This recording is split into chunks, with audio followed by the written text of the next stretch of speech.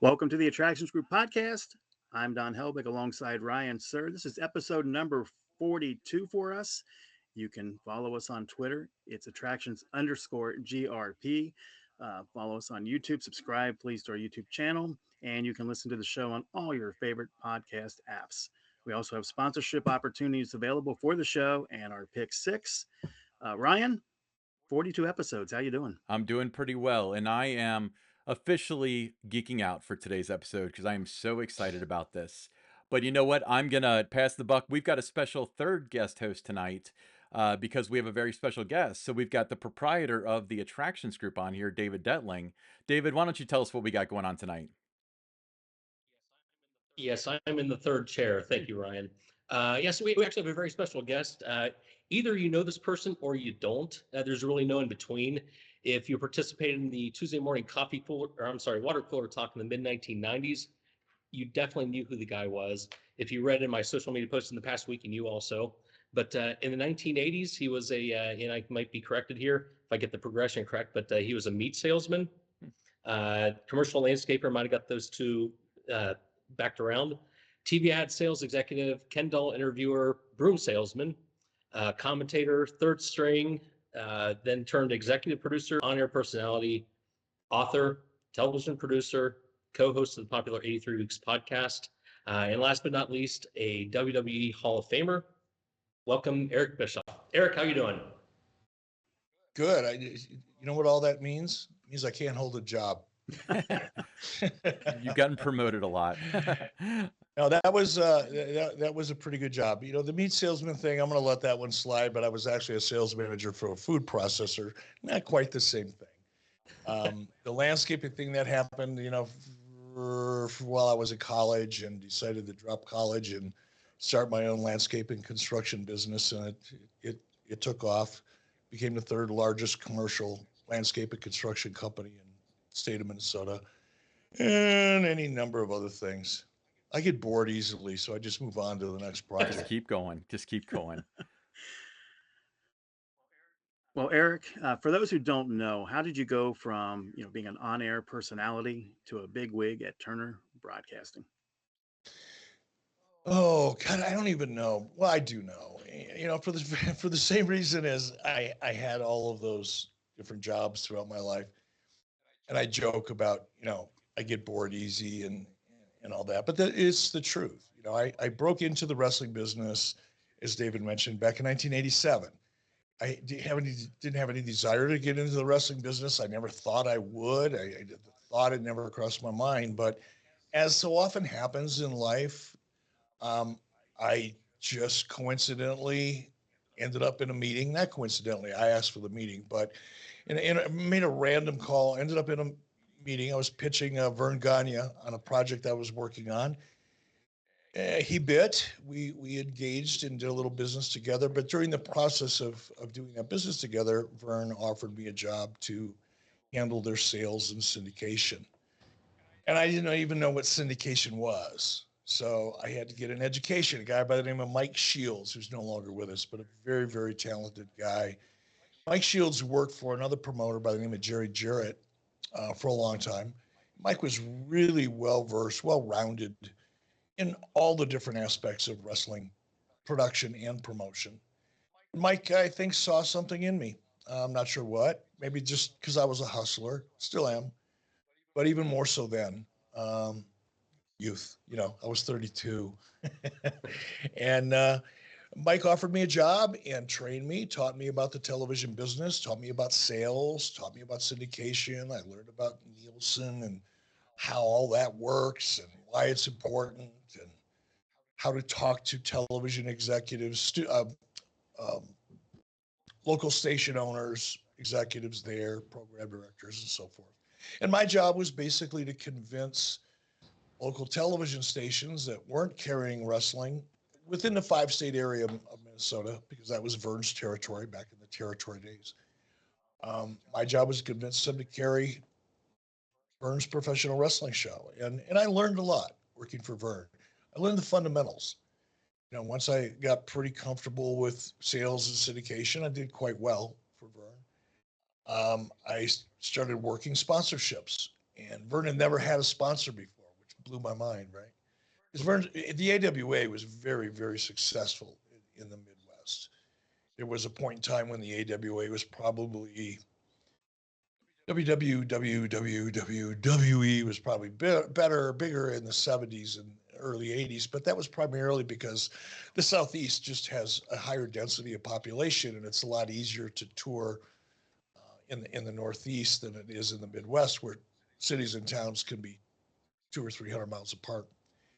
But Vern had a very lucrative and successful promotion, and I got to work in all aspects of it. Once I got pretty good at sales and syndication, like I said, I landed a $100,000 sponsorship from G. Heileman Brewing Company out of La Crosse, Wisconsin. And G. Heileman is no longer around.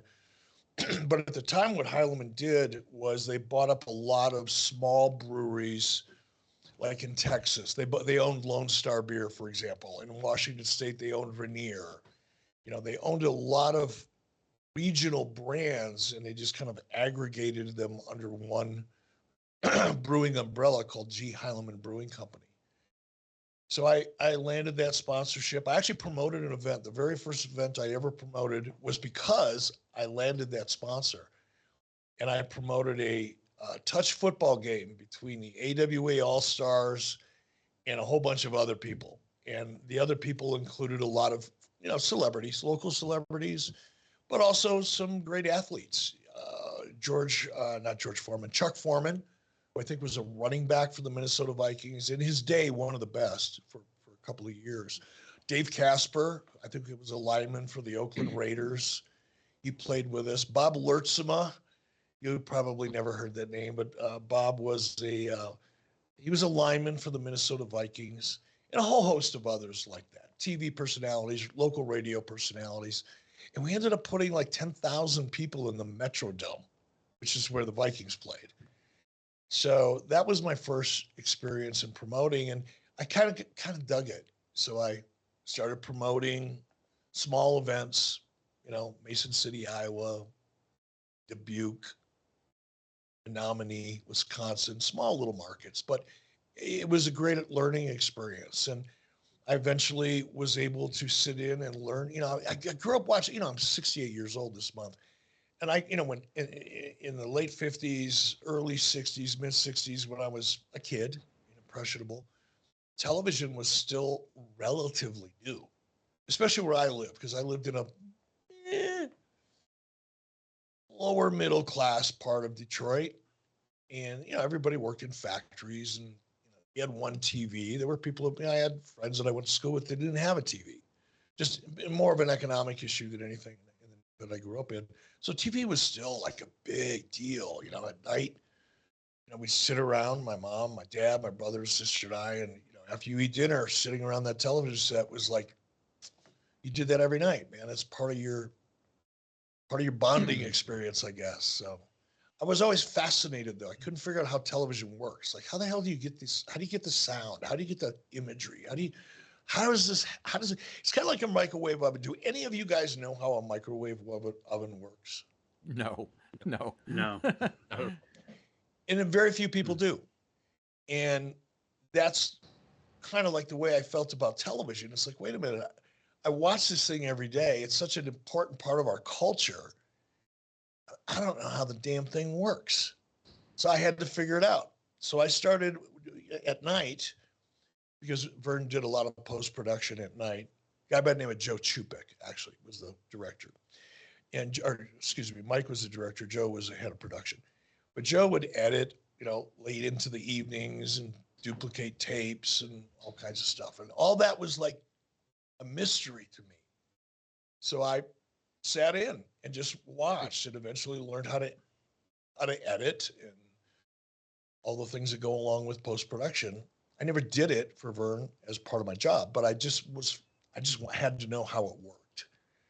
And once I did that, I ironically, sitting in my office one day, and I think it was Greg Gagne, came to my office and said, "Hey, we need you." Larry Nelson, who was there, Gene Okerlund. Gene had gone off to the WWF, left Vern. Gene worked for Vern. Bobby Heenan worked for Vern. Hulk Hogan worked for Vern. A lot of Big Kurt Hennig worked for Vern. A lot of them all left Vern, right? And Larry Nelson, who was the guy, who was the stick man that conducted all the interviews, got a DUI and was in jail. They didn't have an announcer that could handle it, so they came and got me because they knew I had a sport coat in my office. It's the only reason.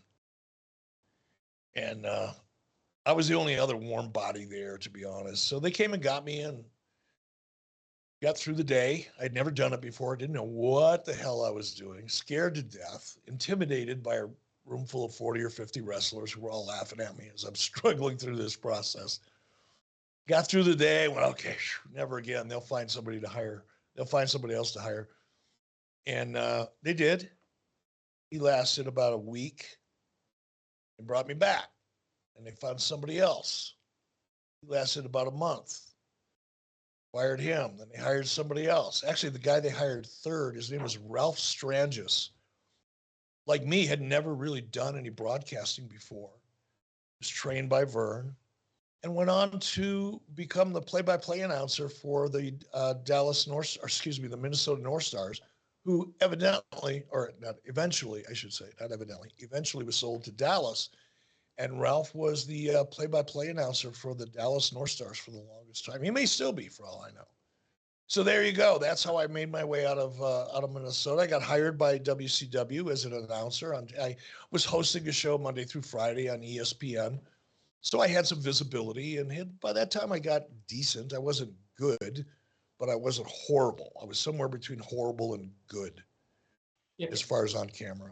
Eric, there's a lot of history that it's fascinating because there's a lot of history that happened because you decided to take a sports jacket to the school or to work.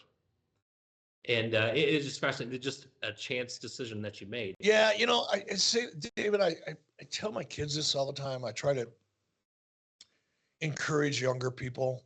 Once you get to my age, it's kind of hard to motivate people.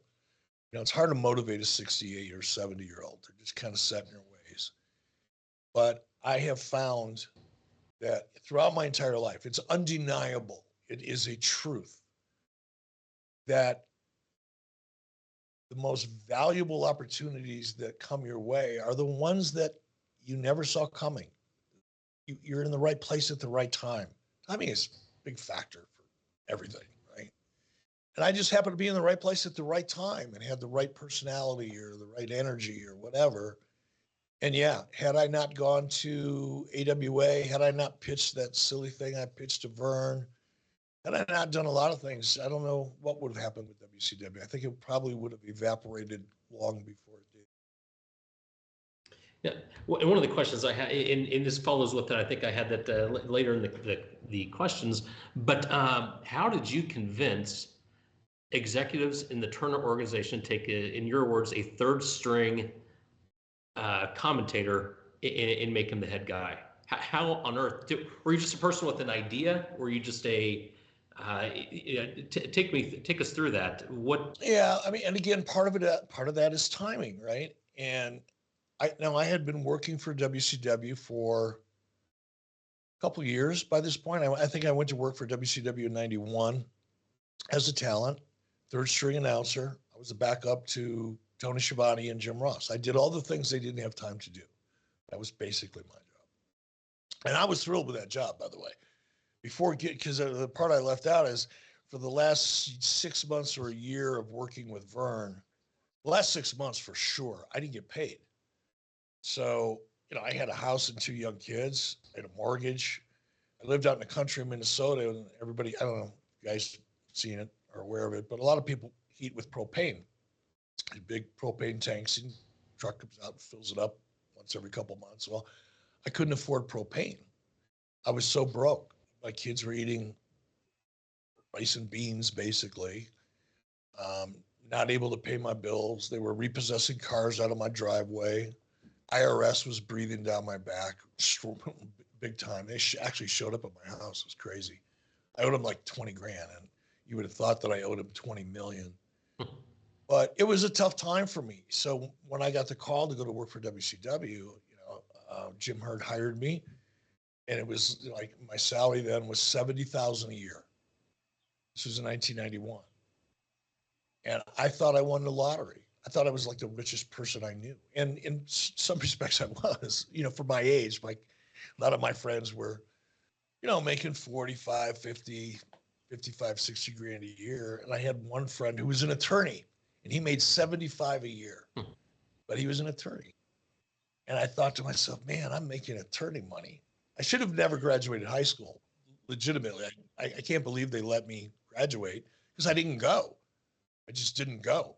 I went during wrestling season because I was on a wrestling team and you couldn't be on the wrestling team if you didn't go to school.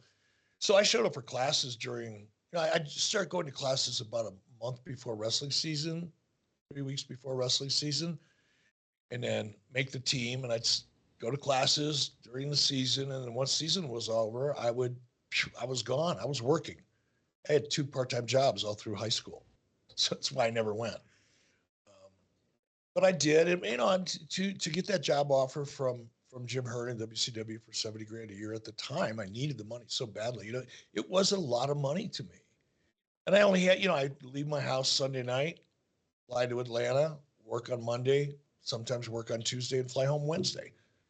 So it was like a part-time job, and it was great. I didn't aspire, much like I didn't aspire to get into the wrestling business. I had no aspirations at all to get into management. Zero. I had no desire to live in Atlanta. Actually, I really never liked Atlanta. It's too hot and humid for me. It's just not my thing. But this is where the timing comes in. You know anything about WCW's history? They brought in a guy by the name of Bill Watts. Watts was there was a real turnstile of executives in WCW because they couldn't figure out how to make it work. And they brought in Bill Watts because Bill Watts had been successful in the Mid-South with his small territory, much like Vern Gagne had been successful up in the upper Midwest. And they brought in Bill Watts, and he was a complete disaster, not only from just an operational point of view and a management point of view, definitely a disaster. But keep in mind, this is Turner Broadcasting. And don't expect you guys to know too much about Ted Turner, but Ted has done a lot.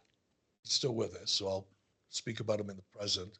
But Ted did a lot for minorities, not only within Turner Broadcasting, but outside of Turner Broadcasting. Ted believed in Atlanta. He believed in the inner city. And Bill Watts came out one day and did an interview with Wade Keller from PW Torch, still writes to this day. And in that interview, said some things that I won't even repeat here. I won't quote him. Today, he would just get vaporized. But it was very, very controversial, very racist, very controversial, very demeaning. And somehow that dirt sheet, that interview, made its way to Hank Aaron, whose office was, by the way, right next to Ted Turner's. That's how much Ted Turner thought of Hank Aaron.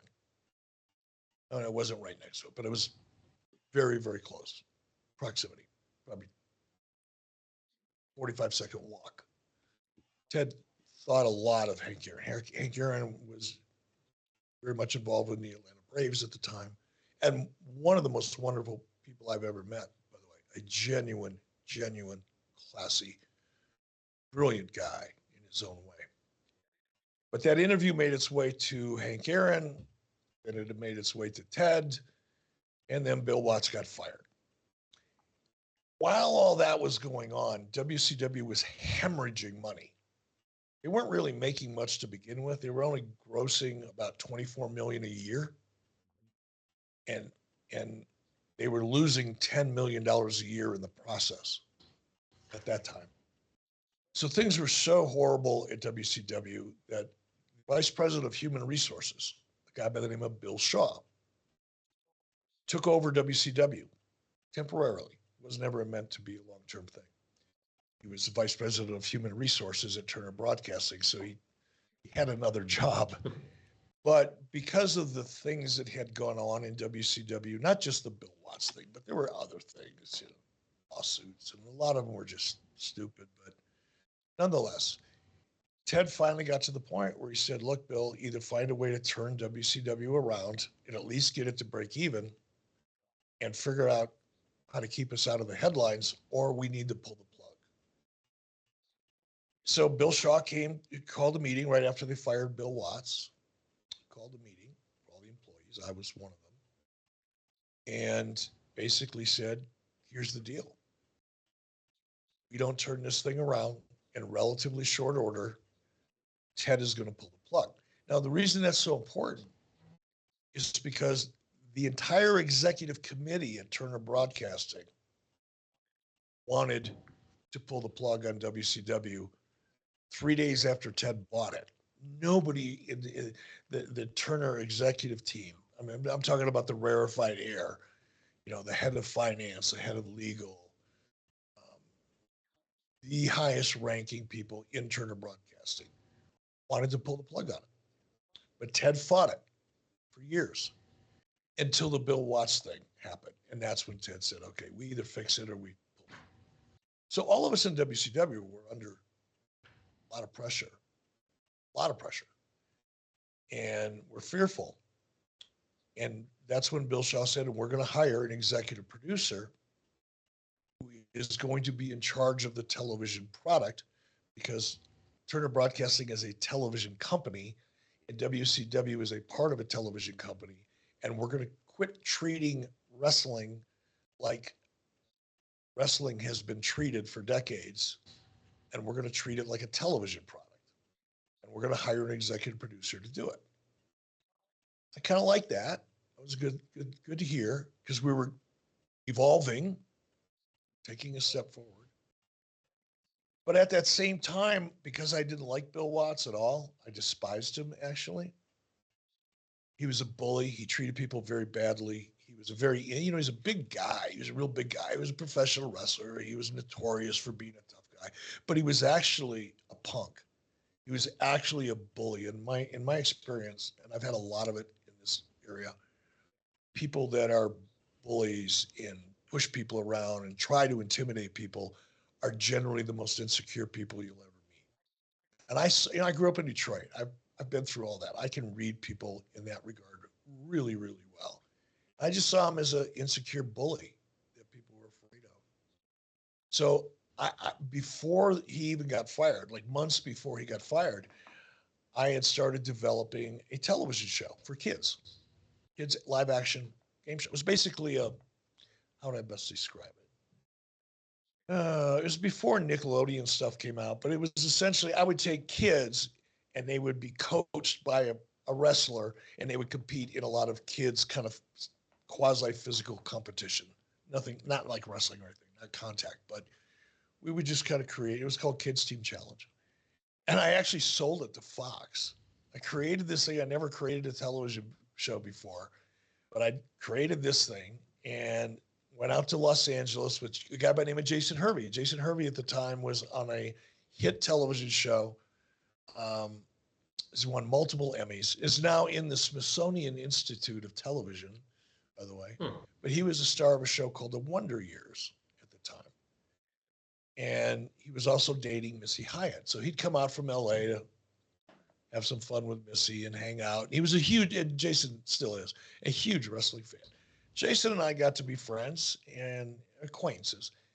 And I said, hey, dude, I'm staying over at the Omni Hotel. I got something I'd like to show you. Because I had my storyboards and I had my pitch all laid out. I wanted to get Jason's opinion on it. And Jason came up to my room. We had a beer. And I said, okay, take a look at this and tell me what you think. And he loved it and got all excited about it. And we became partners right on the spot. And because Jason had been in Hollywood, Jason Hervey started on camera as a talent when he was 4. He was doing TV commercials over in Japan when he was 6 years old.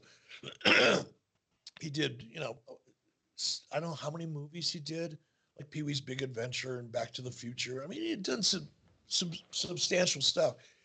And he was very well connected in Hollywood through his family. His mother was a talent agent. His uncle still is to this day one of the biggest managers of kind of like the super elite of Hollywood.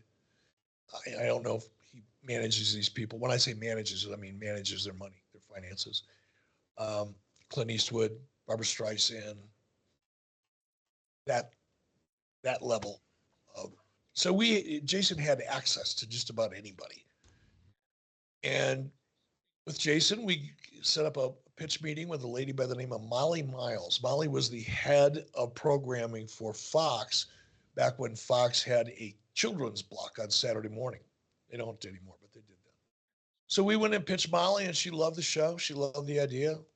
Ended up buying it. Never made it to air. It got shelved, but bought the show, got a check.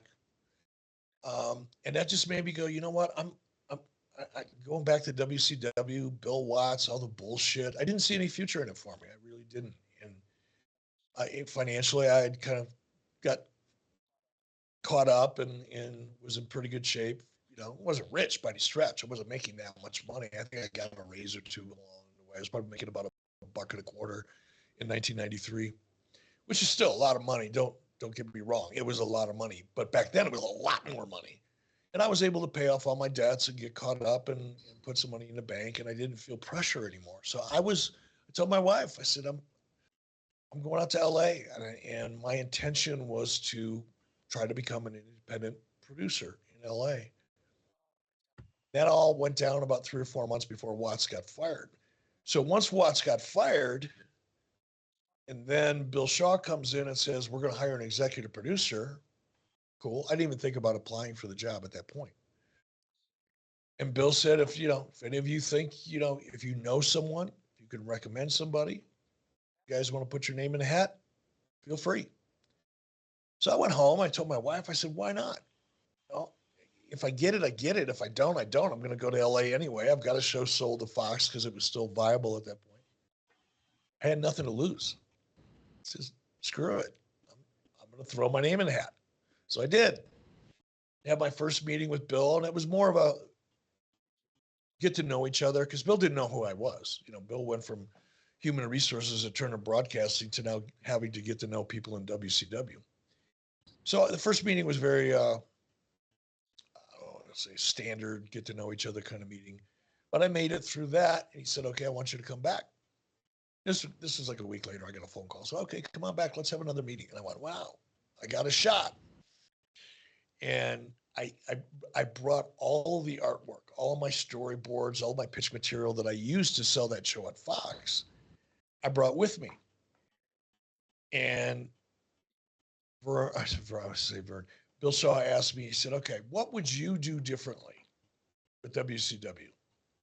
I said, well, first thing I would do would be to increase the production values of the show because it looks like shit, to be honest. It's horrible. And the second thing I would do is I would expand the brand because we don't have any kids that watch our show, and that's where the advertising is. At that time, that's where it was. That's where it was for WWE. So we need to expand outside of the ring with the WCW brand. He said, well, what do you mean by that? Glad you asked. Let me show you. Pulled out my pitch materials, my storyboards and all that, and it blew him away. Had my third meeting. Got to be a little more serious. Questions were more serious, more specific. Evidently, he liked my answers, and I got the job. That's awesome. Basically, I was a salesman. That's all. Yeah. So, yeah, obviously there's quite a bit to that story. Didn't know Jason Hervey was in Back to the Future. That's my big takeaway from it. I didn't realize that. Well, don't quote No, me I on looked it that. up. He is. I He think was. he was. He played the Nintendo game, the Hunt. No. That was Elijah Wood. Not Elijah Wood. Oh, Who was okay. the kid? I don't know. No, he was one of the Marty's family from 1955. Anyway, so Eric, so Right. you currently connect with the wrestling community through 2 different podcasts. You got 83 Weeks and Strictly Business. Can you tell us a little bit about those podcasts as well as how you got connected with Conrad Thompson and his whole crew? Yeah, I mean, I'll start with how I got connected with Conrad. I had tried a young man by the name of Nick Hausman, who I think works for Wrestling Inc. today. Nick reached out to me about 6 years ago and said, hey, I really think you should do a podcast. I'd love to do it with you. And I had been approached by 3 or 4 other people about doing a podcast. But every time I asked them questions like, how does it work? Where do your advertisers come from? Who's out selling the advertising? You know, how do you get paid? You know, just basic fundamental stuff. These people that were calling me to do a podcast couldn't answer it. So I just said, nah, I'm not interested, not interested. I turned down probably 3 or 4 opportunities just because the people that called me really didn't know what they were doing. They were just excited about doing a podcast. Hadn't really thought about how to make money with it. They just wanted to do a podcast. So I passed on it. But when Nick Hausman called me, I asked him those same questions I asked everybody else, and he had some answers. And I went, okay, this cat is, at least he's done his research. And he was a very energetic, very charismatic, you know, upbeat, at least I thought he was, guy. And I thought, you know what, why not? I'll just try it. What have I got to lose? If it sucks, it sucks. I just won't do it anymore. It's not like I'm going to go to jail if it's not any good. So I said, sure, let's do it. And we did it for, I don't know, 6 months or so, maybe a year, and it just wasn't getting anywhere. Not to the, I mean, we sold some advertising in it, but it wasn't sufficient to warrant the time and energy I was putting into it. On top of that, Nick and I were kind of like oil and water in some respects. Nick is a very super woke snowflake, and I'm not. And Nick made the mistake of saying, "Hey, maybe we should," you know, and we acknowledged it. You know, I mean, it's 2 different people, and that's cool. I don't have a problem. You know, John Alba, who is my co-host on Strictly Business, is a very liberal, progressive individual, and politically, we don't see eye to eye on anything, but it doesn't get in the way. You know, people don't have to think the way I think or believe what I believe in order for me to get along with them. I have a lot of friends that don't agree with some of the stuff I think. Doesn't matter to me. But anyway, Nick made the mistake one day. He said, "Hey, let's get into a political debate." That was a mistake for Nick because I do a lot of research. I spend a lot of time, and I always have since I was probably in 7th or 8th grade, right after Martin Luther King got assassinated. I had a teacher by the name of Mrs. Fields, who was my social studies and current events teacher in Detroit. And she taught us a lot after Martin Luther King was killed. She spent a lot of time really talking about the Civil War and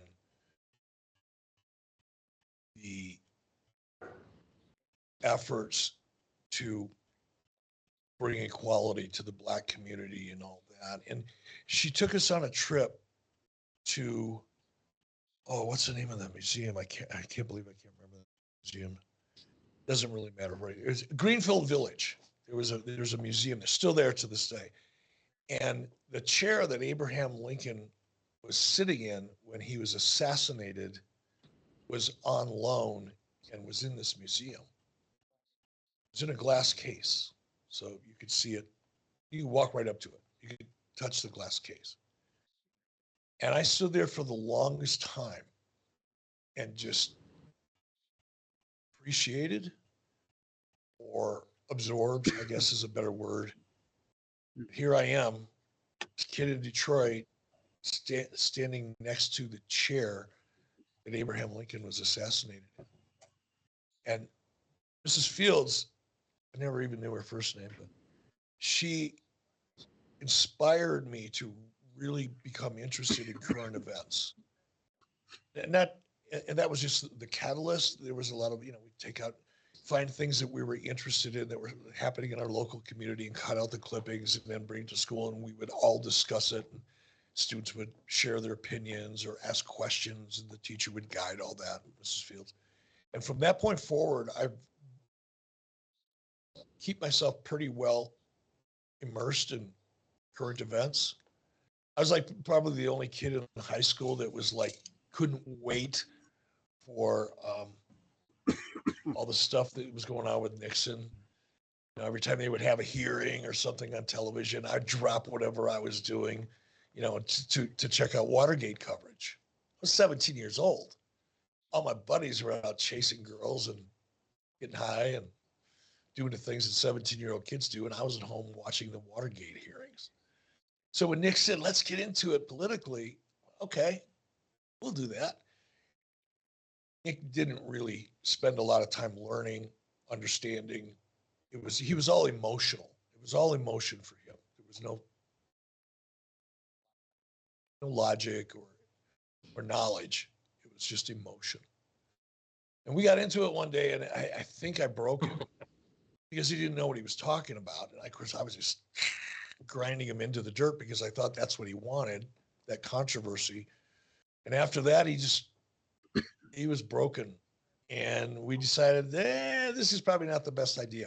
I promise I'll quit talking so much. So about a year later, Conrad Thompson called me. He said, hey, do you thinking about, because he'd already been doing a podcast with Bruce Pritchard. It was very, very successful. He said, hey, you think you maybe interested in doing a podcast? Or maybe I called him. I'm not sure which. I might have called him because I had a couple conversations with Conrad prior to this. And we decided we're going to do something together and see if it worked, see if we had fun doing it. It was a prerequisite. We both said right off the bat, look, we'll do this. And if we have fun and it works a little bit, we'll keep doing it. If we're not having fun, we won't. That was our agreement, handshake deal. And the first couple I did were a little rough, but it took off immediately. It became one of the top wrestling podcasts out there. It's called 83 Weeks, and it's really all about the Monday Night War era, primarily. Probably 80% of our show is all content that's around that era, the Monday Night War era. So it's all nostalgia based, as most of Conrad's shows are. All of them are all nostalgia based. And then, like I said, we've been doing it now for a little over 5 years. We just celebrated our 5th year anniversary. We've done about 256 shows. Our shows are about 2.5 to 3 hours a piece. So we've got anywhere between 500 and 750 hours of content out there. And it's doing really well. And I had so much fun doing it that I thought, one of the unique things that I bring to the table is I can talk about the business of the wrestling business. I can't tell you how to do an arm drag. I can't talk to you too much about what goes on inside of the ring. As an observer, I tell you what I like and I don't like. But, I'm not a wrestler. So I can't come to you from that point of view. I also can't tell you about all the crazy shit that I saw on the road because I wasn't on the road. I'd fly in, do my TV, fly out.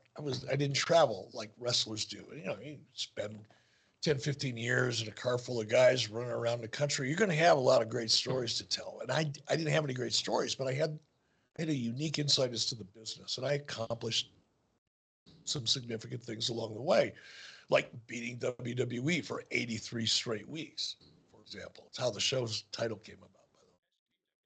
I actually beat WWE for well over 104, 105 weeks, whatever it was, but there was 83 weeks in a row. Had a lot of fun doing it and decided, I'm going to do one that's just talking about business. Because that's what people like mostly about our show. It's the feedback that I was always getting is, man, I love, your show's great and Bruce's show's great and his show's great, but I love your show because you can take me behind the curtain and take me into the weeds and explain things to me about the business of the wrestling business that I was always curious about. So that's how Strictly Business came about 6 months ago. That's pretty cool, Eric. I actually I like the YouTube clips because they're like no more digestible. They're about 10 minutes long or so about each subject matter. Yeah. So cool. Yeah, I really enjoy those programs. All right. Oh, I'm glad to hear that. Eric, famously, when the Ultimate Warrior debuted in WCW, he greatly ran over time. How rigid is the recording schedule, and how do you compensate when things like that go off the rails? Well, we weren't recording; we were live, which is the real problem. If it was being recorded for tape at a later date, that's easy. You just edit it.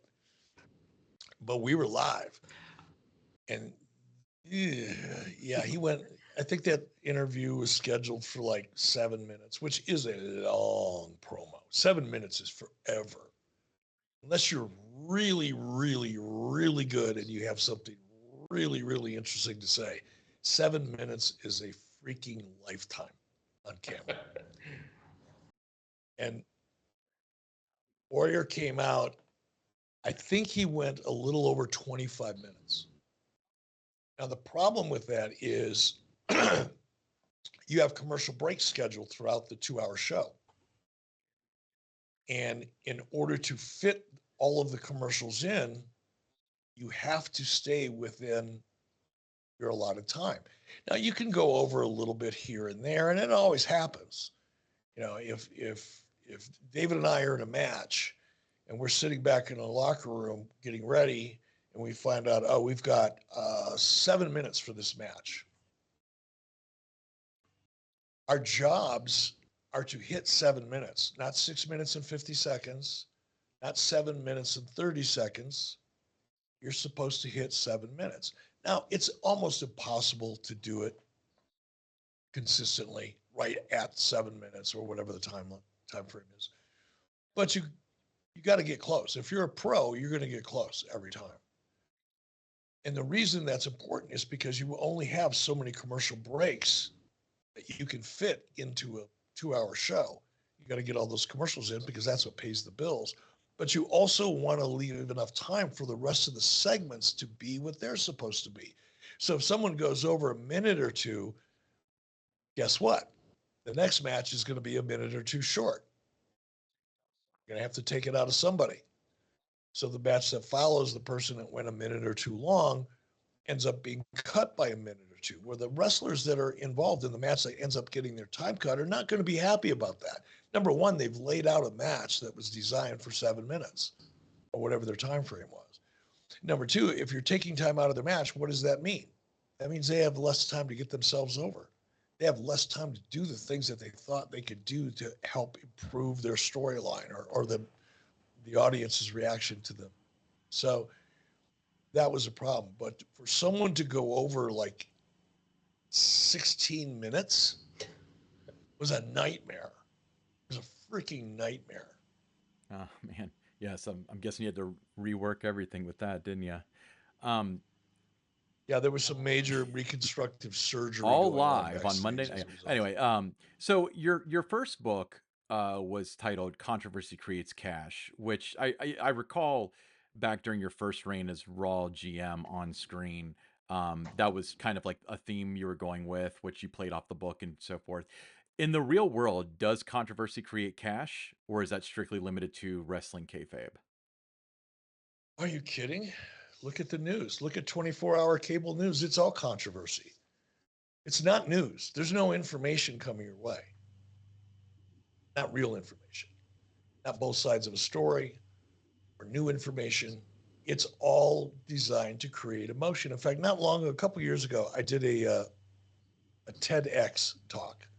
It's like a TED talk, and it's part of the TED Talk organization.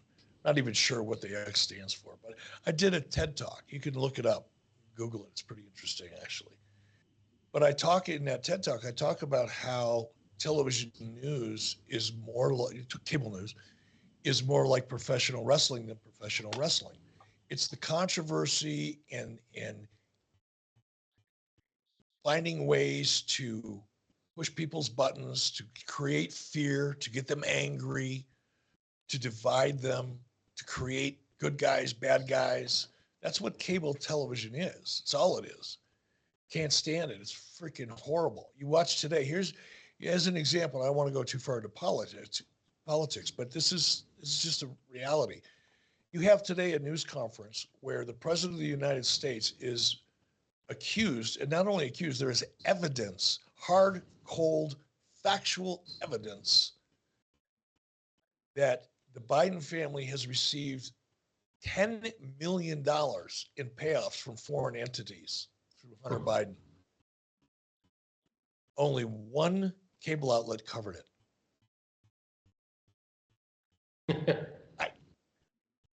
I don't, it's hard for me to imagine, and they still call it news, which is, it's not, and it's all around controversy. You know, look at so much of the success that you see in big companies. Look at what Twitter did. Look at Elon Musk comes in carrying a kitchen sink. He takes over Twitter. Bah, people go nuts. Twitter's on the verge of becoming profitable for the first time. Yeah. You know, and controversy does work. Controversy can work against you, like anything. it's like food. Even the healthiest food you can find, if you eat too much of it, you're going to get sick. And controversy, got to be a little bit careful, especially nowadays, because I think our culture has narrowed the lanes so much. It's unforgiving now. You have to be really, really careful. If you're trying to create controversy and stir things up, you've really got to think it through, because it can backfire very easily in today's world. That's why I'm glad I'm not in it. Yeah. Yeah, It's ridiculous. I think it was Bill Maher. I think on one of the shows he said that used to get ahead you had to work hard and do work harder than everybody in front of you. Now you just wait on somebody to say something stupid. Yeah, and it's incredible. And now that people know that, they're like competing to who could do or say the most outrageous stuff to stay in the public's eye, because you're a public person and you make your living in the public domain. You got to keep yourself out there. And it's just obscene now. The things that I see are just like, I have a hard time with Twitter. I used to love playing with people. I'd mess with people on Twitter. I'd piss them off. I have fun with it. But to me, it was entertaining. I can't even look at it anymore. It's so hard to look at it because it's just gotten so toxic and vile and stupid. I don't mind the toxicity, because I don't have to. I see something I feel is toxic or vile or demeaning or degrading to other people, I don't have to look at it unless I choose to. But when the vast majority of what you see in any form of social media is garbage, I just quit looking at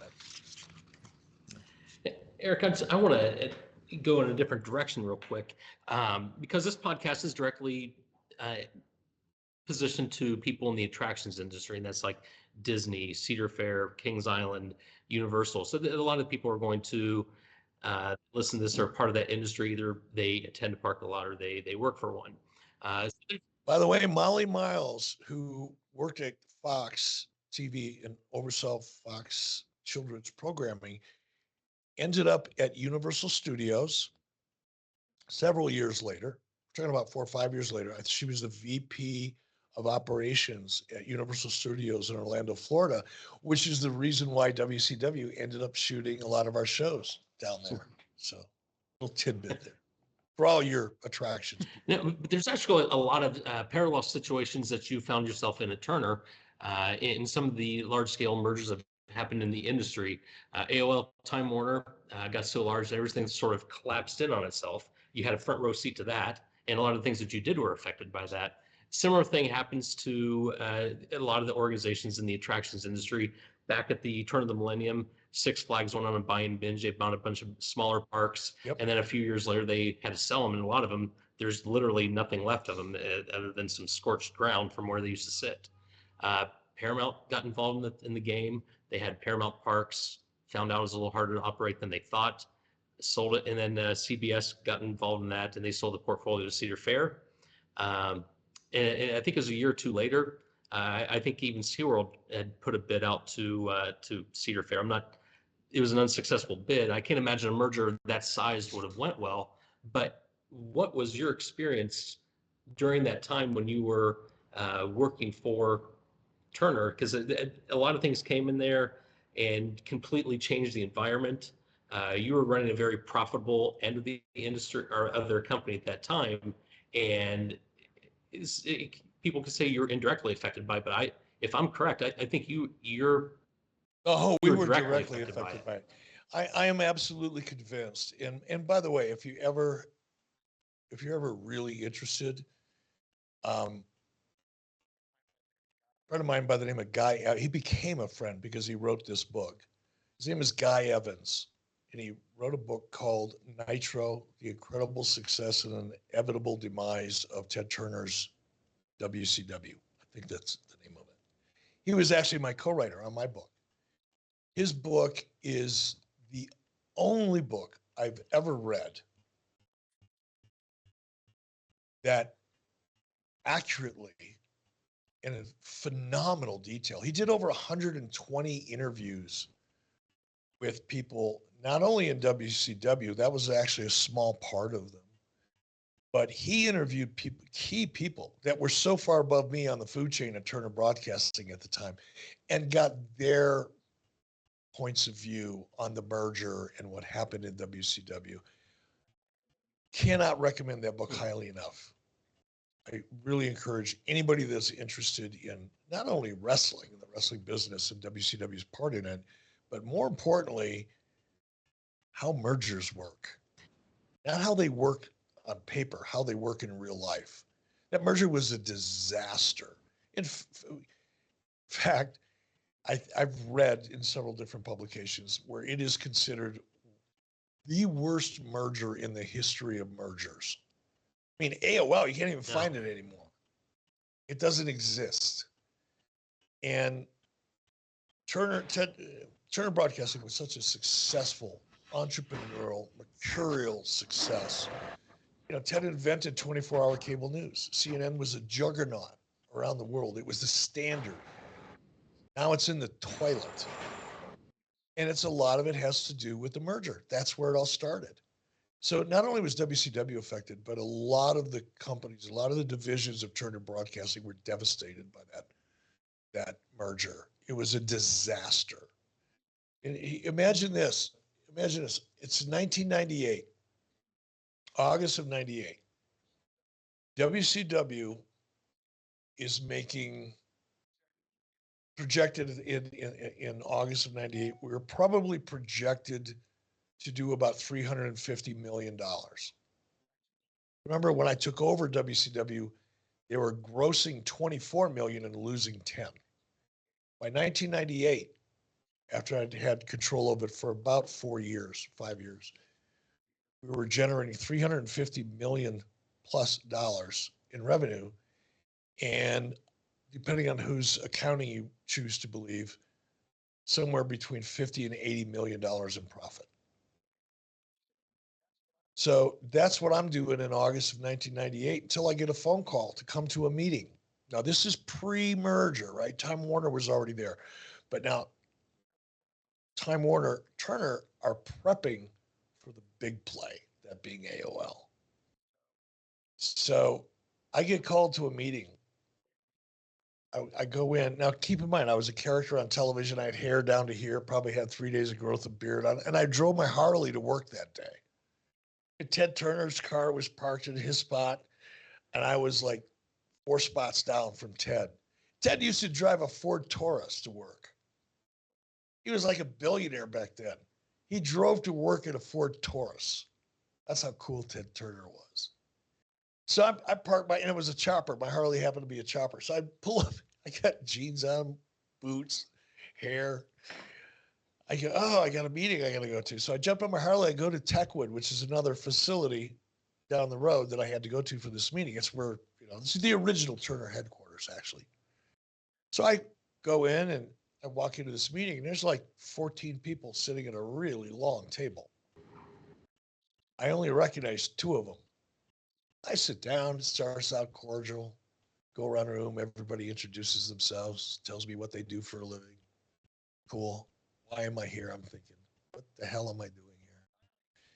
Finally, it starts out, well, Eric, we wanted you to come today because we want to talk to you about your company.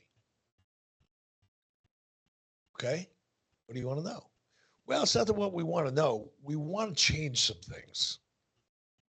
Now, keep in mind, one of the things that I did that got us to the point that we did and created the Monday Night Wars, by the way, and forced WWE to quit producing television for teens and preteens and create the Attitude Era, which didn't start till a year after I'd been kicking their ass. Now, Vince hung on to that teen and preteen model for as long as he could, but after 83 weeks of getting curb stomped and losing ground and losing money to the point where they were about ready to shut the doors, Vince decided to do what I was doing and go after the 18 to 49-year-old audience, which was a smart move. So just as Vince is getting his feet wet, he brought in Mike Tyson. He's got Sable running around with her breasts in her hand, painted. I mean, it looked like a scene you would expect to see at Mardi Gras at about 2:00 in the morning, right? All this stuff going on.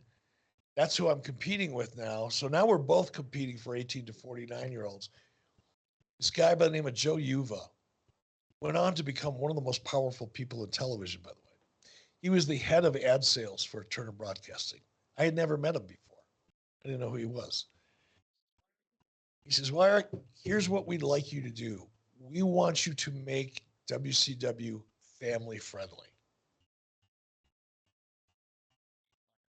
You mean like you tried to do back in 91 and 92 and early 93 when you were losing $10 million a year? I mean, that?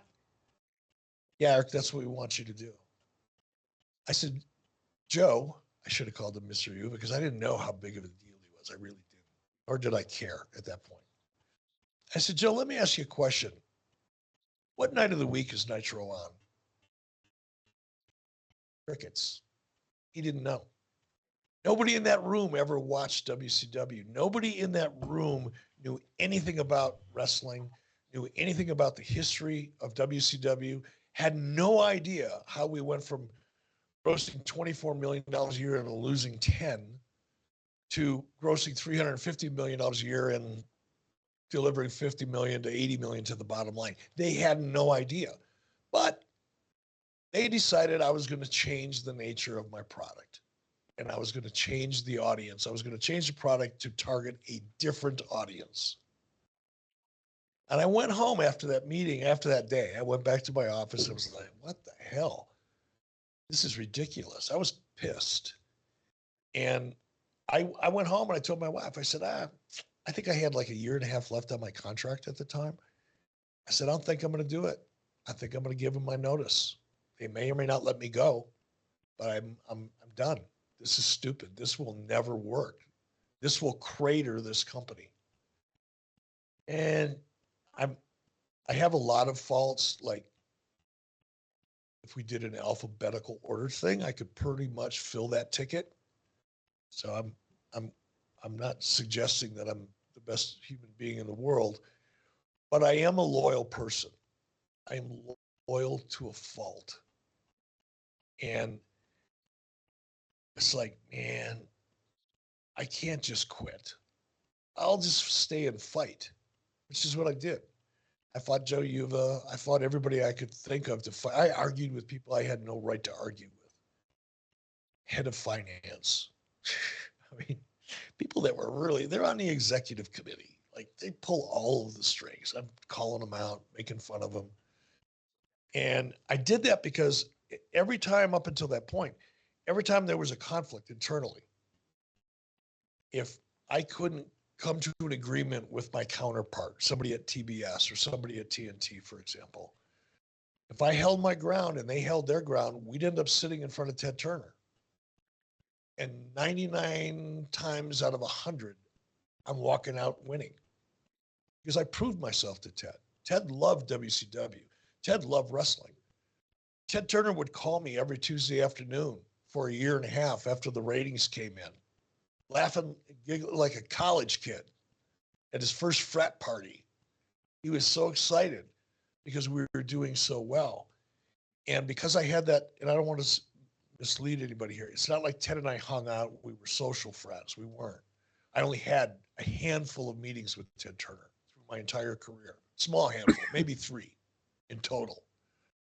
One of them was really important, but Ted had a lot of confidence in me. So anytime there was a conflict, I just hold my ground. Now, sometimes if I was wrong or if a compromise was a better solution or whatever, it wasn't like everything had to be my way. I don't want to give you that impression. But if I firmly believed I was right and decided I was going to put on the gloves or take them off, and as the case may be, I would, because I knew eventually I'm going to sit down in front of Ted, and I knew my odds of winning that battle were really, really good. As long as my logic was based in, or my thoughts were based in logic and common sense. What I didn't know is at that time, Ted Turner was being relegated to nothing. Ted Turner was beginning to lose control of his own company. Now, while they're preparing for the big AOL merger, right? Because that was the mother lode. That was the one that was going to make Turner Broadcasting bigger than CBS or NBC. That was the hope, anyway. They all went about their business. They messed with WCW dramatically. They cut my budget in half, by the way, halfway through 98. Not even more than halfway through 98. They cut my budget by about 35 or 40%, even though the budget had been approved the year before. And even though I was over delivering in every category against my budget and my forecast, I was over delivering in revenue by like 35 or 45%.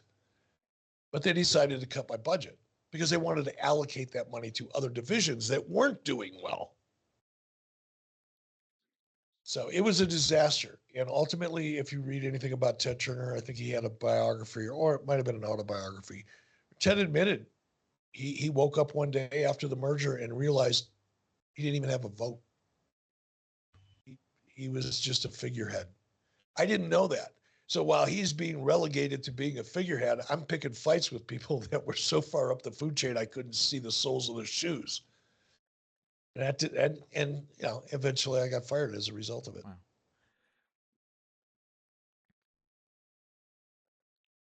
Did I bore you guys to tears, or are you trying to soak all Tons this of in? information. Don, I think you have a question next. Yeah, I do. You're in the WWE Hall of Fame. In the real world, do you consider this like an honor, or is it more of a storyline, or a little bit of both? No, not at all. It's important to me. I've had a lot of really great moments. I can't pick one.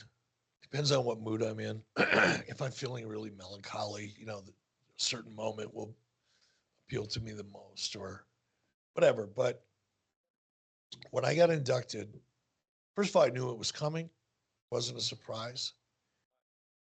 But once it became official, it became official on the podcast with Corey Graves, whatever the name, I can't remember the name of his podcast, but he's got a podcast. I think it drops on Wednesdays. But they wanted Corey to officially announce my induction on his podcast. And I knew it was coming. And I'm like I am right here with you guys, just talking to Corey and having a great time. And he said, well, Eric, time has come. The real reason we wanted you to be here is to let you know that you're being inducted into this year's Hall of Fame. And even though I knew it was coming, I got really emotional.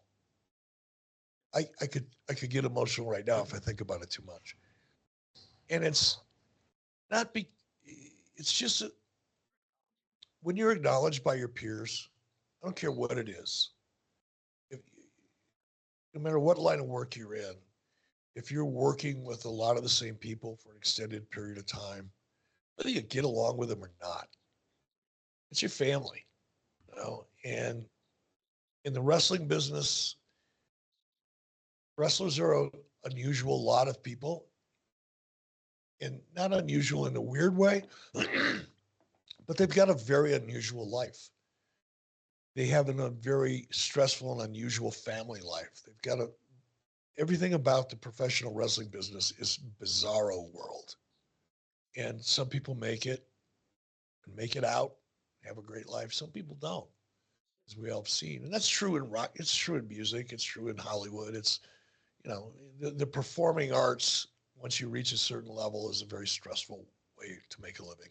It's a great way, but you got to be built for it.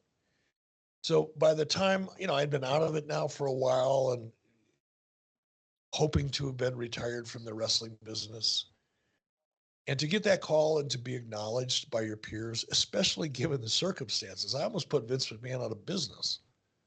They're literally hauling the water coolers out of Titan Towers because they couldn't afford to have them serviced. Just the other day, I saw something published on social media. There was an email that was distributed amongst WWE employees at that time, talking about the cost cutting and all the things that they're going to have to do. And it was really bad. And despite all of that, Vince McMahon decided to induct me into the Hall of Fame. I should say WWE, but it was Vince McMahon's choice. And I find that to be really cool.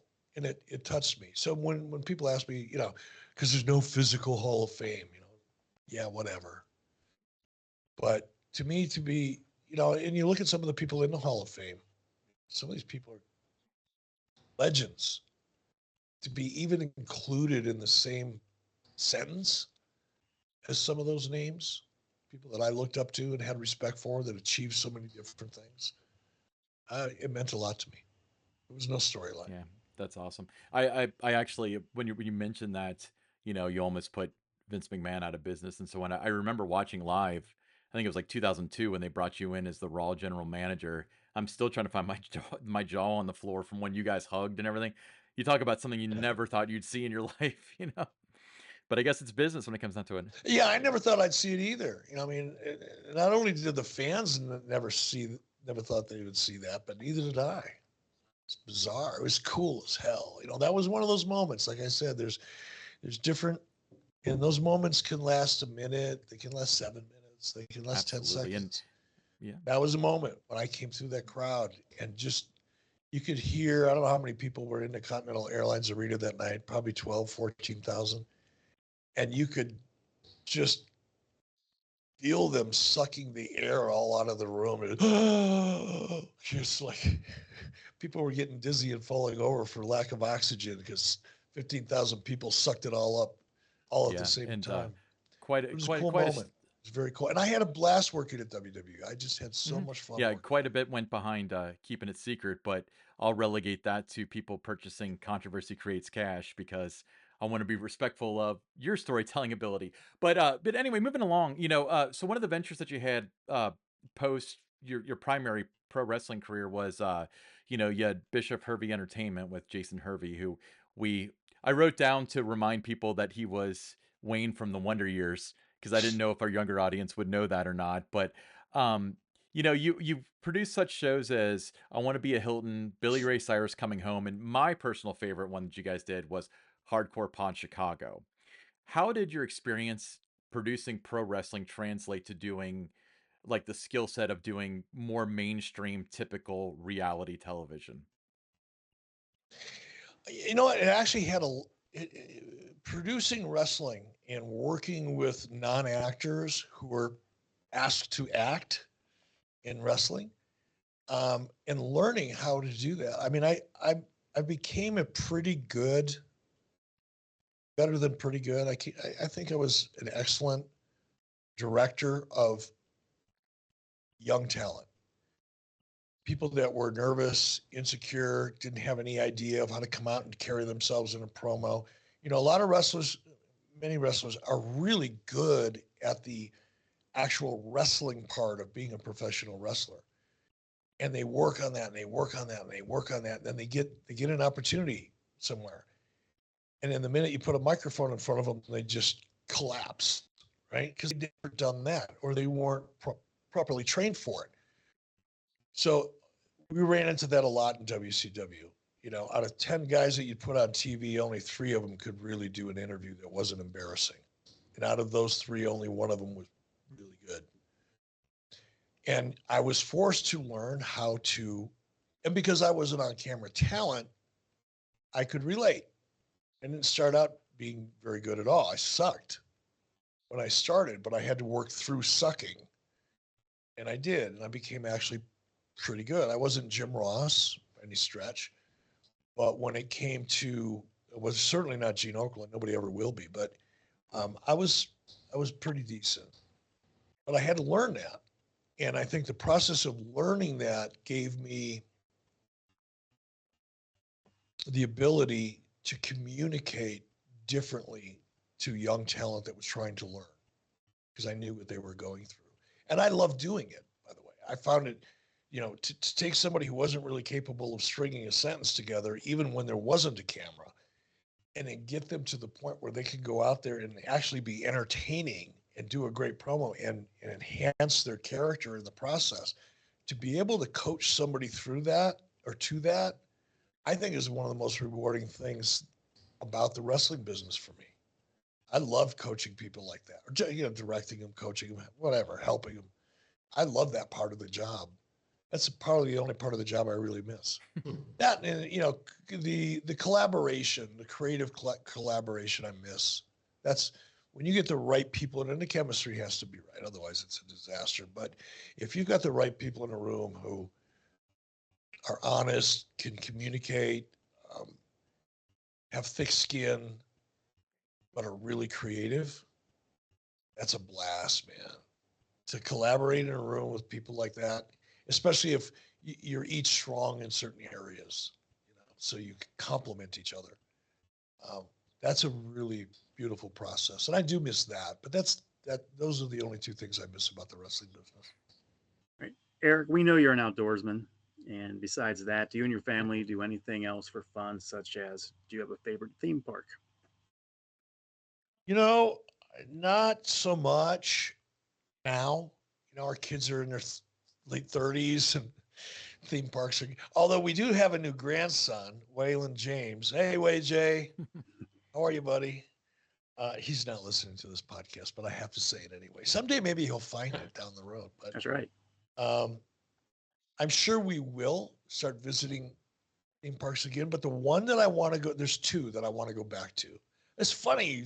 I was just thinking about this the other day because I'm actually having an event in Cleveland at the end of July 23rd.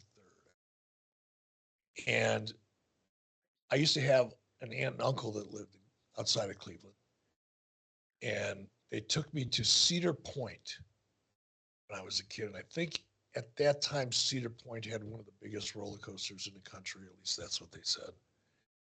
And I had so much fun at Cedar Point. The other one that I want to go to, I don't even know if it still exists, but it was called Kennywood. Kennywood was right outside of Pittsburgh. Still there. Is it really? Sure is. Still there, still going strong. Oh man, I can't. I'm not on this show. I won't even tell you how much fun I had at Kennywood Park when I was about 15 or 14. It was an enlightening experience. That's awesome. But I missed it. I missed it in Minnesota. And when I moved away from Pittsburgh, I moved to Minnesota. There were no theme parks around for the longest time. And then they built one called Valley Fair, which is just south of Minneapolis in a town called Shakopee, named after a Native American tribe. That was a really great theme park. And that was one of the ones I had been to last because everything was new. It was really cool. Yeah, that's really my theme park experience. That and of course Universal Studios and Disney World because I produced television there. So obviously, especially at Disney, you spent a lot of time at Disney. We used to produce our show there, our syndicated show. We produced there. So I was at Disney MGM Studios for probably 10 days at a time, 7 days at a time, and we'd shoot every single day. But we'd only shoot from like 9 o'clock in the morning till 4 o'clock in the afternoon, and then we were done for the day. It was like a regular job. When you're producing television, typically, you drive for 3 hours, get to the arena, you crew setting up television, you shoot TV, you drive back home, and you do it again next week. We'd go to Disney MGM Studios, and we'd be there for 7 days and shoot 3 or 4 shows a day, 2 or 3 shows a day, I think is what we try to do. And then you're done at 4 o'clock, and all the talent was staying at the Marriott's residence, real close to the Disney MGM Studios, and everybody would bring their families, their kids, the wrestlers and the production people would bring their families along with them for a week while we were down there working. And at night we'd all barbecue outside and eat together and hang out together and have fun in the pool. So I had a lot of great memories of Disney MGM Studios as a result of working there. Universal Studios, I spent a lot of time at when I was working for TNA. Worked there for when we had WCW as well, as I mentioned earlier, but also spent 4 or 5 years there producing TV with TNA. Yeah, that's awesome. And not to make you jealous, but I'll be at Cedar Point this weekend just for fun. Oh, you dog. Yeah, I know. I'll have to send you pictures or something. See that I got so excited about Cedar Point because as a kid growing up in Detroit, I'd never been to a theme park. Cedar Point was like the first one I ever went to. I was, I don't know, 8, maybe 9. And if you've never been to a theme park and you go to, Cedar Point was a great theme park back in the day, probably still is. But when it's the first one you've ever seen and you're an 8, 9-year-old kid, leaves a strong impression. Well, Cedar Point, you mentioned that, they had the biggest coaster in the nation they've done nothing but build record breakers since then. So you've got like 40 years of record breaking roller coasters and rides and entertainment to catch up on. And you'd be surprised how built out it is. There's hotels, there's RV camping, all sorts of stuff out there. Awesome. I think it's great when you have things like that for families to do. That's one of the things that bothers me about, and I think about it, my kids are fortunate. They're both really, both of my kids are they're success. I don't want to say they're not very, very financially successful. My daughter is a television executive in Los Angeles, but she's young. She's working her way up the ladder. My son is in construction sales. He sells construction materials to large commercial builders in Florida. Got a great job, but they're really solid people. We raised them well. I attribute that mostly to my wife. They're very, very good kids. But I look at families now, and what do you do with your kids? You know what? It's just not enough to do. So I think having access to parks, and whether you can go there and blow $500 in a day, or whether you just go there and hang out and go for a ride and eat some popcorn and have a hot dog, it's still fun to get out. Good, clean entertainment. All right, David. Well, we're going to come to a close on this, and Eric, first of all, thank you for taking time to do this. This is a little bit of a departure from the topic matter they normally have. Thank goodness, I appreciate that. and honestly, just to cap this, and you allude to some of this in your book, if you want to get to where people can get that, but you are very unique in the sense that the decisions and the things that you did during the Monday Night Wars era, as Eric Bischoff the character, and now Eric Bischoff the person, but the decisions that you made that spawned the Monday Night Wars. Now, by the way, Kings Island in Cincinnati is just about a 3-hour drive from Cleveland when you get there this summer. It's not just flyover country for one spot. But I was at Kings Island with my family the other night, and every once in a while, randomly, you'll come across an NWO T-shirt. Oh, yeah. And I saw one the other day, and quite honestly, back in the day, I did my company did websites. People aren't going to remember a website. It's going to be something they point to as what not to do going on in the future. But if you did, whether you were involved in wrestling or you watched it or you had nothing to do with it, back in the 90s, you heard about it. What's really cool, David, is I don't know if you saw it, but not this past Monday, but a week ago, this past Monday, I did a guest spot on Monday Night Raw with Rob Van Dam. And I haven't been watching Raw. I mean, I don't sit down and watch a lot of wrestling anymore. I just never. I've seen a lot, but so I haven't been watching Monday Night Raw, and I didn't really know storylines or what was going on. So I'm backstage, and Rey Mysterio comes running up to hug me, and he's got an LWO shirt on. WWE is running an LWO angle, Latino World Order. I went, wow, that is so cool. An idea that we had, and it was actually Jason Hervey's idea. That wasn't even my idea. That was Jason Hervey. We were sitting down at lunch, and we were sitting in a sushi bar in LA talking about something. Jason was such a huge wrestling fan. He goes, oh, yeah, I got an idea. We got all these Hispanics here, these Mexican wrestlers. We should come up with a Latino World Order. And NWO was so hot. It was like, why not? We'll try it. And we did it. And it was really a fun storyline, a fun angle. It didn't last a long time. But to see Rey Mysterio and Dominic and, the LWO, Latino World Order, out there in prime time and WWE in 2023, it was just like, whoa, this is whack. 25, 30 years later, people are still talking about it. I love it. It's going to outlive any of us on this podcast. It's going to outlive all of us. Anyone who talks about wrestling now and in the future, they know good and bad and indifferent the name Eric Bischoff, and will forever be linked to that time. I'm a big Reds fan, Cincinnati Reds fan, and I remember back at that time that there were, I think it was on TV, I forget what it was, the Reds would have a game, an afternoon game, and then later they would show up at the wrestling event. I believe it was at the First Star Center or whatever it was called back then. And there's pictures, I think, with a number of Cincinnati Reds fans with, I think it might have been Goldberg. I don't remember who it was, but it was such a huge crossover into the mainstream back at that time. And a lot of it is because the interest that was drawn to it by decisions that you made and things that you did. Yeah, it was a great time. I'm grateful to have been a part of it, and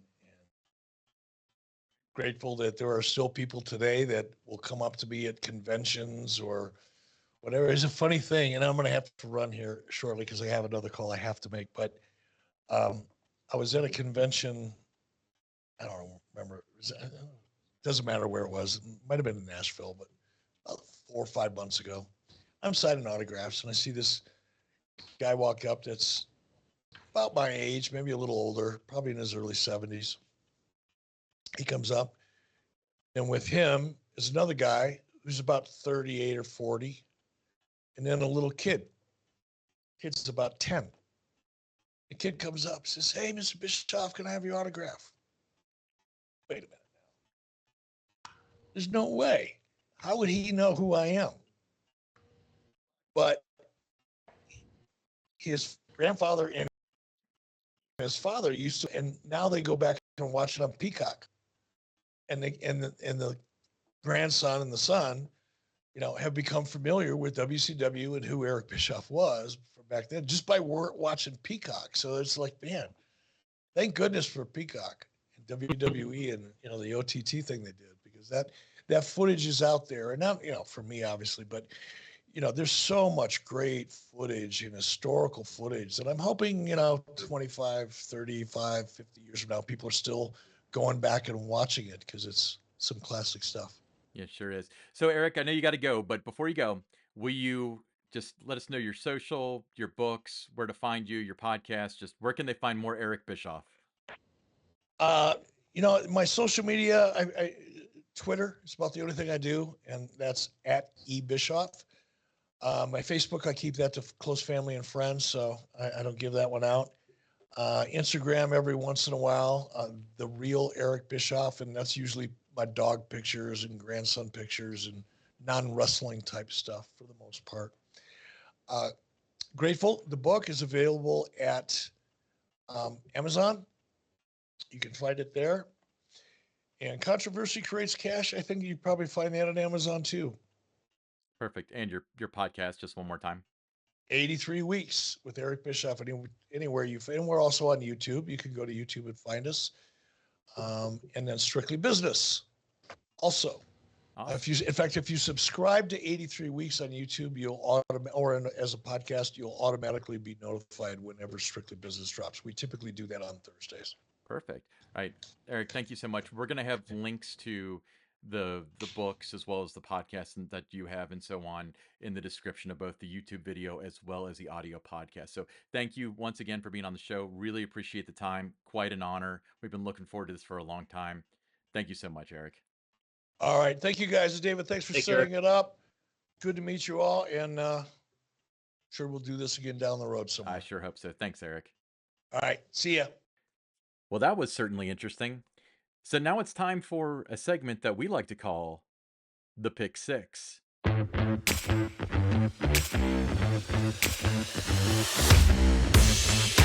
what do we have first?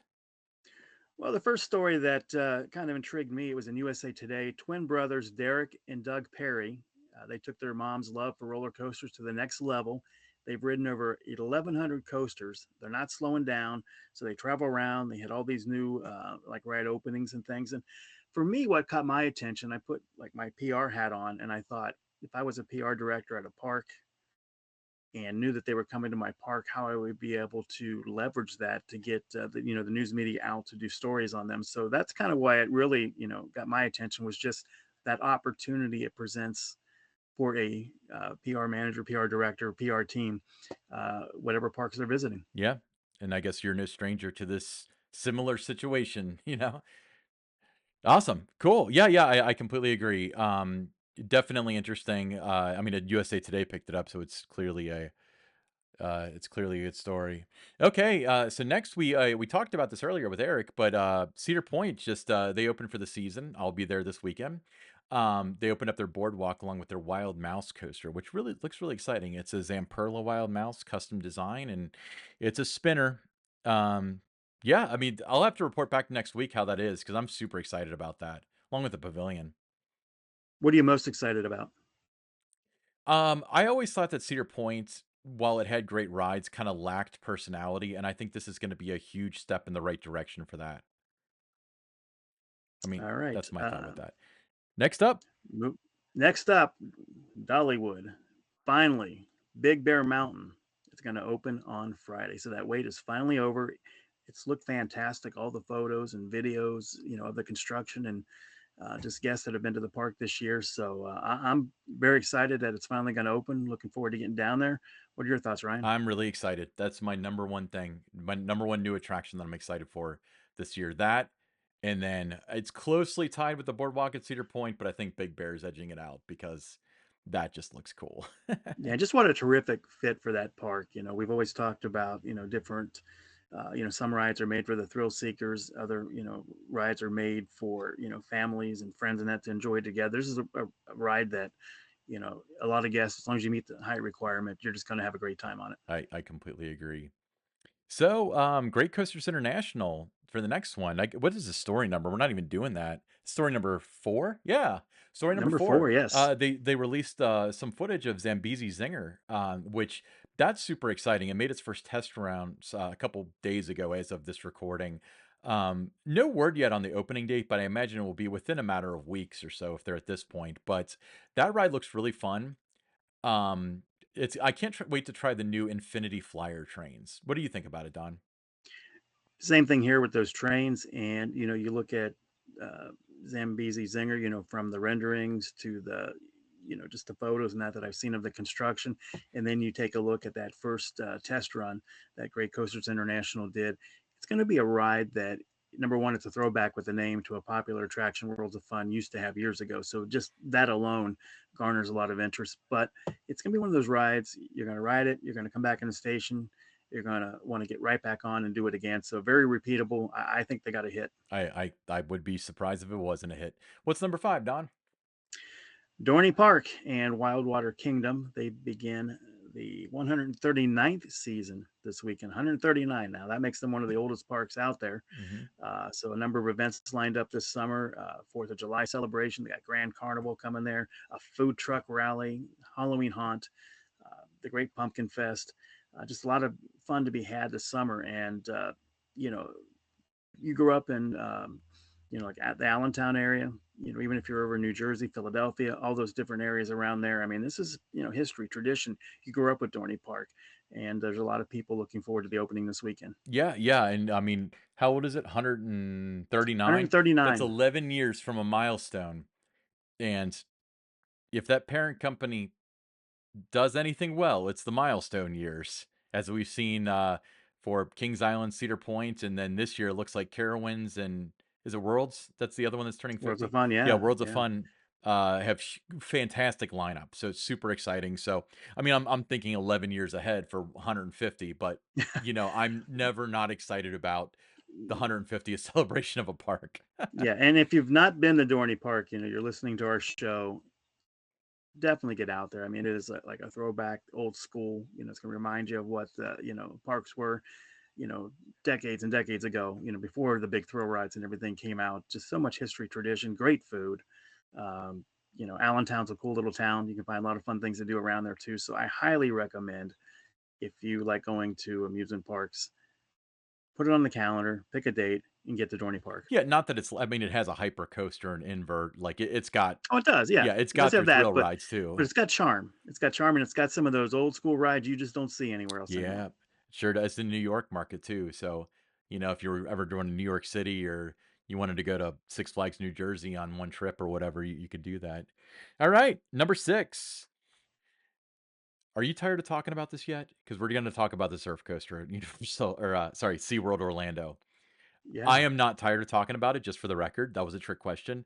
That opens Friday to pass holders, and I cannot wait to hear what people say because I'm guessing the sensation is going to be different because although it is a standing coaster, it does that thing with the hydraulic where it goes up and down. Hmm. What are your thoughts?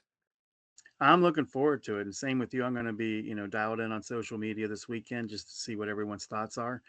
Uh, you know, going to get to Florida at some point, this year, and certainly it's on my bucket list to get a ride in on Pipeline, the surf coaster. Yep, exciting. And we'll probably report on what people are saying about that next week once there's some feet on the ride, people standing on the ride, shall we say.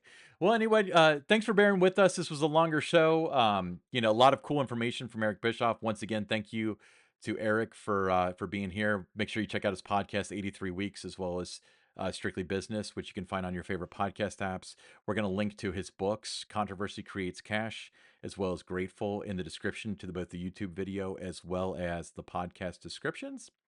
Make sure you follow us on Twitter at attractions_GRP. Give us a shout if you're interested in sponsorship opportunities. We got some stuff brewing, so it's going to start filling up, so you better be early.